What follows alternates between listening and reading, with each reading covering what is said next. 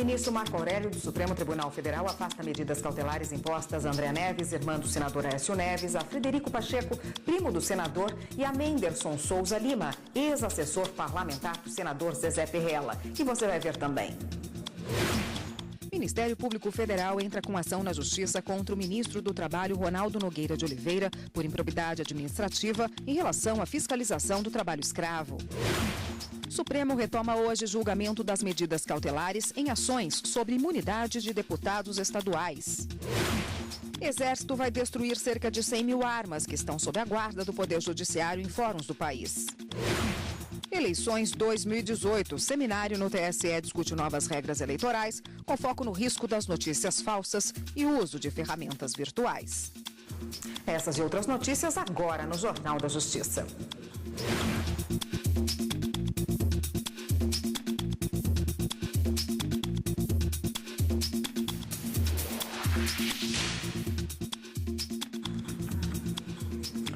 Olá, boa tarde para você. O ministro Marco Aurélio, do Supremo Tribunal Federal, afastou as medidas cautelares impostas a André Neves, irmã do senador Aécio Neves, Frederico Pacheco, primo do senador, e Menderson Souza Lima, ex-assessor parlamentar do senador Zezé Perrella. Eles estavam em prisão domiciliar ou em monitoramento eletrônico por meio de tornozeleira. Evne Araújo tem as informações para a gente ao vivo. Boa tarde, Evne. Oi, Érica, boa tarde. De acordo com a decisão do ministro Marco Aurélio, a denúncia contra os 3 envolvidos ficou restrita à corrupção passiva em coautoria, o que não justifica a manutenção das medidas cautelares. Além da prisão domiciliar, eles foram liberados também da obrigação de entregar o passaporte à justiça e da proibição de deixar o país. Agora, eles todos são investigados por causa do acordo de colaboração premiada do empresário Joesley Batista, que disse ter sido procurado por Andréa Neves para pedir dinheiro em nome do irmão dela, o senador Aécio Neves. Érica. Obrigada, Evne, pelas informações. O plenário do Supremo Tribunal Federal retoma hoje à tarde o julgamento das medidas cautelares em ações sobre imunidades de deputados estaduais. Os relatores se manifestaram na sessão dessa quarta-feira. Os ministros estão analisando 3 ações em que se discute se as assembleias legislativas podem revogar prisões de deputados estaduais determinadas pela Justiça. A Associação dos Magistrados Brasileiros questiona dispositivos das constituições estaduais do Rio de Janeiro, do Rio Grande do Norte e do Mato Grosso, que estenderam aos deputados estaduais imunidades concedidas pela Constituição Federal aos congressistas. Até agora, apenas os relatores das ações votaram. Para o ministro Marco Aurélio, as normas são válidas. A regra é clara e não deixa margem para dúvidas.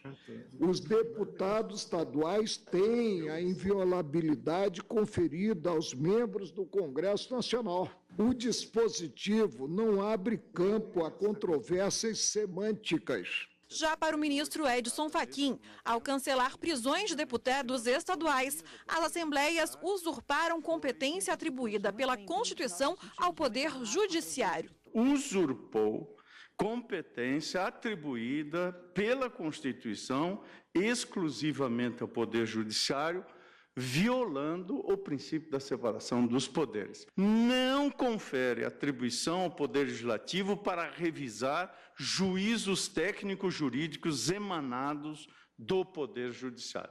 O julgamento vai ser retomado nesta quinta-feira com os votos dos demais ministros da Corte. Gisele Reis, consultora jurídica da TV Justiça, está aqui para comentar a sessão de ontem no Supremo. Gisele, por enquanto, temos 2 posições divergentes, não é mesmo? São 2 posições, Érica. Por enquanto, nós tivemos apenas os votos dos relatores. Estão sendo julgadas 3 ações diretas de inconstitucionalidade, na verdade, pedido de a medida cautelar nessas 3 ações diretas. E o relator de 2 delas é o ministro Edson Fachin, que defende uma posição, e o relator da outra é o ministro Marco Aurélio. O ministro Edson Fachin entende que não pode ser aplicável as mesmas imunidades que estão previstas para os parlamentares federais em relação aos parlamentares estaduais. Para o ministro Edson Fachin, isso acabaria ofendendo o princípio da separação dos poderes, e o Supremo, inclusive, quando chegou a decidir na ADI 5226, ele não estendeu a aplicação daquelas garantias para os parlamentares estaduais. Já o ministro Marco Aurélio, ele entende de uma maneira completamente diferente, inclusive ele indefere o pedido de liminar, porque no entendimento do ministro Marco Aurélio, não há nada que justifique um tratamento diferenciado. Então, o mesmo tratamento que é dado no plano federal deve ser reproduzido no plano estadual para os deputados estaduais e no que diz respeito àquelas imunidades prisionais, porque consta na Constituição Federal que deputado federal só pode ser preso se for por prisão em flagrante de crime inafiançável. E nessa hipótese, a casa respectiva deve se manifestar em relação à prisão no prazo de 24 horas. Toda essa questão chegou aqui no Supremo Tribunal Federal depois da Assembleia Legislativa ter revogado a prisão preventiva que foi decretada pelo TRF-2, envolvendo deputados estaduais lá no Rio de Janeiro. Gisele, ainda sobre a sessão de ontem, qual o principal argumento da MB? Bom, nós temos aí 3 constituições estaduais que estão sendo atacadas. A Constituição do Rio de Janeiro, a Constituição do Rio Grande do Norte e também a Constituição do Mato Grosso.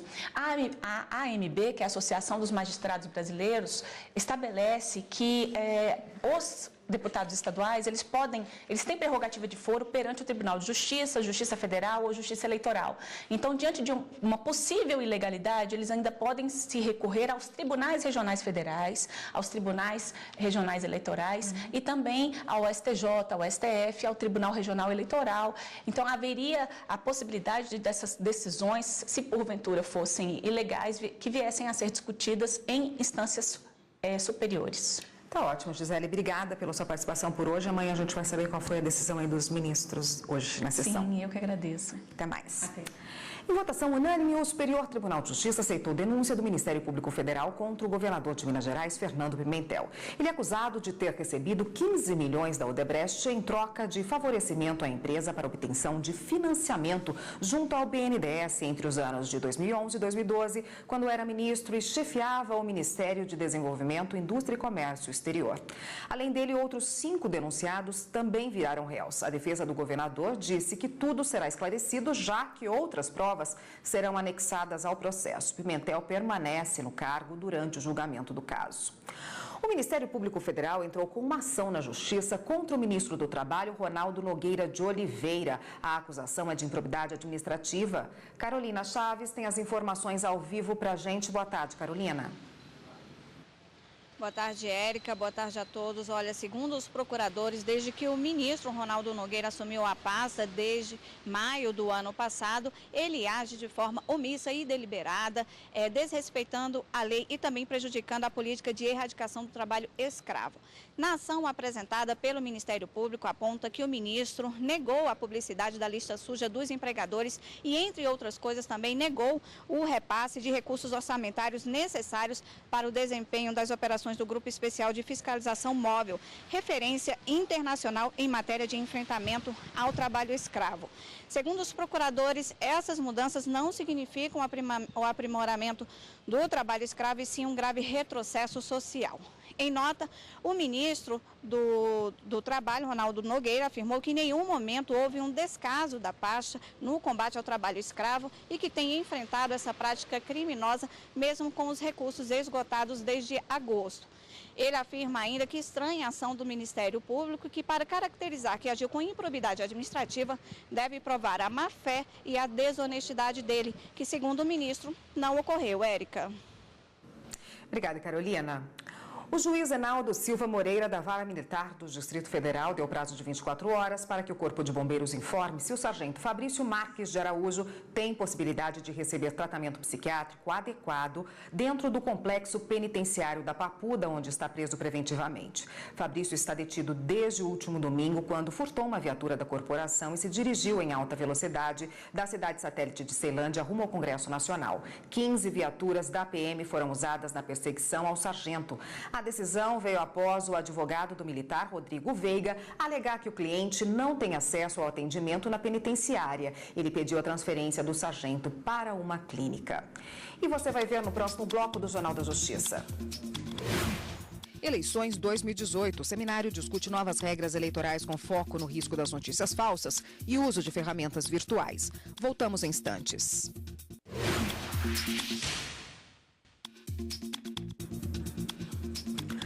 Cerca de 100 mil armas usadas em crimes serão destruídas pelo Exército. A operação acontece nesta sexta-feira e é resultado de um acordo com o Conselho Nacional de Justiça para a retirada do armamento de dentro dos fóruns do país.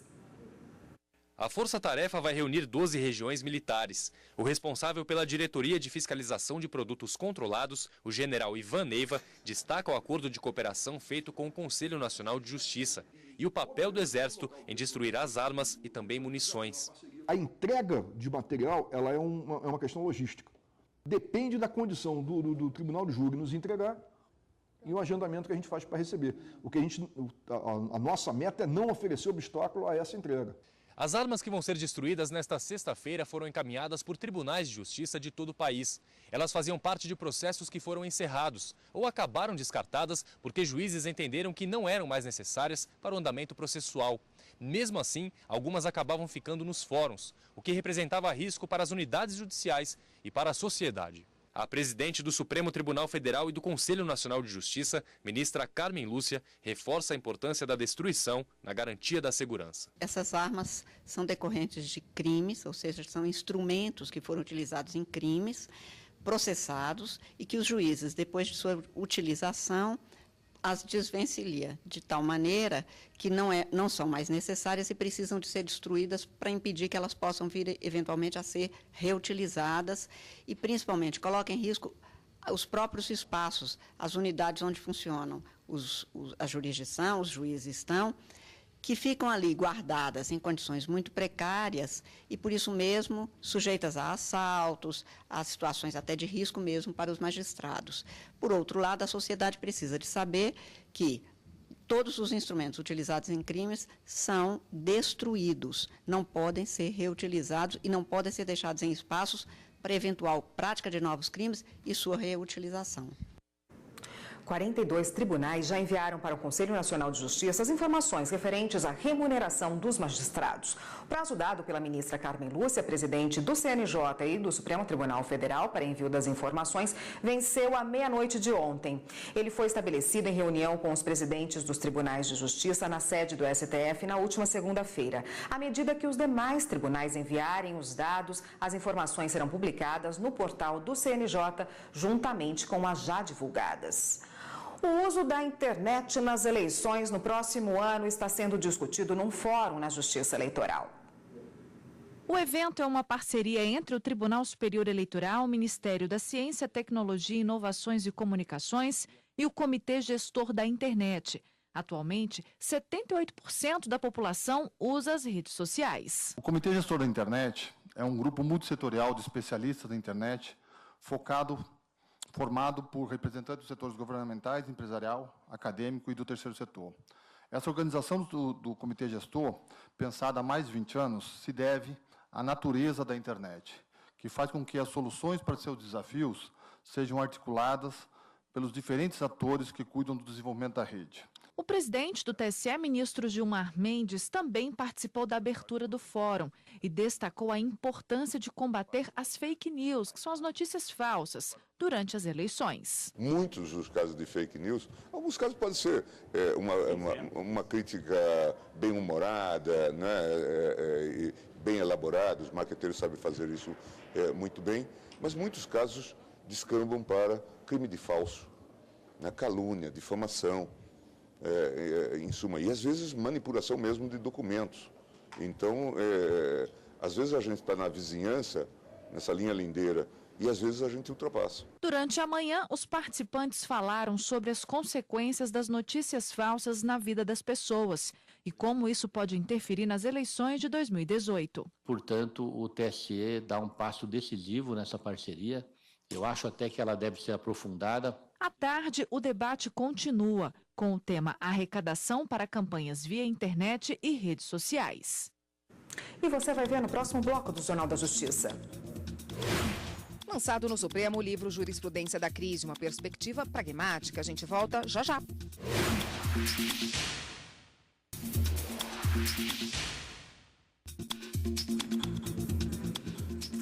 A Justiça concedeu medidas protetivas a Ellen Cardoso, mulher do cantor Naldo. A decisão é da juíza Ana Paula Deoduque, do 3º Juizado da Violência Doméstica de Jacarepaguá, no Rio de Janeiro, que determinou, com base na Lei Maria da Penha, que o cantor fique afastado da mulher, de familiares dela e testemunhas do caso, mantendo distância mínima de 100 metros. Ele também foi proibido de manter contato com Ellen por todos os meios de comunicação, inclusive a internet. Ellen acusa o marido de agressão após uma discussão por ciúmes no último sábado. Em nota divulgada ontem, a assessoria do cantor informou que Naldo lamenta o ocorrido. O cantor também disse estar arrependido e à disposição da Justiça para os esclarecimentos necessários. Lançado no STF, o livro Jurisprudência da Crise, uma perspectiva pragmática. A obra traz proposta de modelo jurídico para julgamentos de casos ligados a estados que não conseguem cumprir deveres determinados pela Constituição Federal. O livro, de 295 páginas, tem prefácio assinado pelo ministro Luiz Fux e é destinado a magistrados, operadores do direito e estudantes. A obra traz uma análise da atuação dos tribunais superiores em julgamentos de ações relacionadas à crise econômica.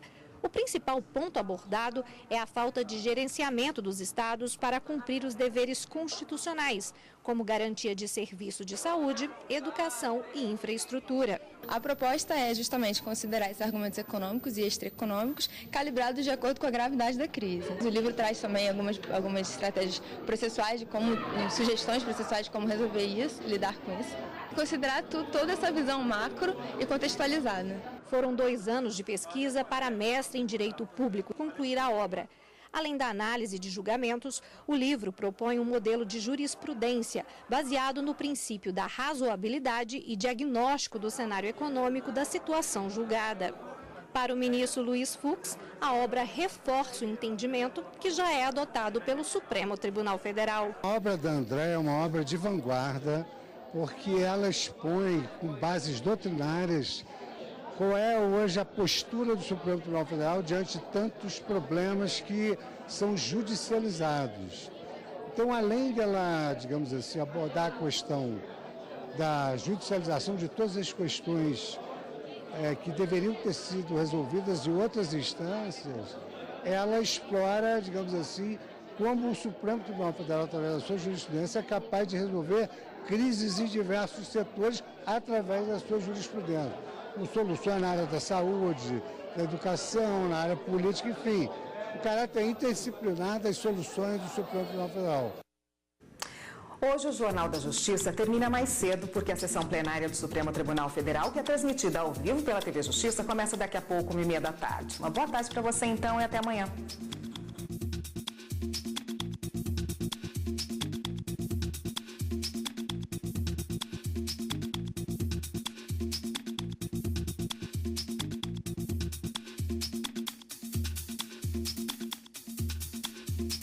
Thank you.